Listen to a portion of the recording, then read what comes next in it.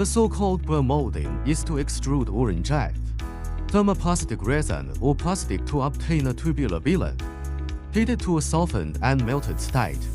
Place it in a split mold, and after the mold is closed, blow compressed air to expand the billet, making it tightly adhere to the inner wall of the mold.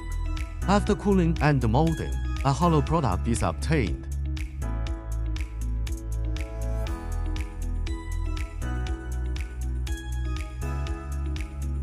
Nowadays, blow molding has been widely popularized, and the volume of hollow containers can even reach thousands of liters. Production has adopted computer control. Its advantages are becoming increasingly prominent. Its manufacturing process is simple, does not require complex processes, and has a wide range of applications. High production efficiency. The quality of products is usually stable, with good environmental performance. Waste can also be recycled and reused.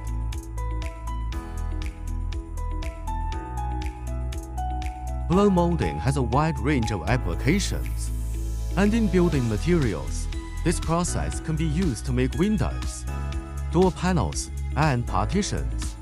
In the medical field, it can be used to manufacture blood bags, infusion bottles, or drug packaging. And various plastic pipes can also be made in the fields of water conservancy, petroleum, and agriculture.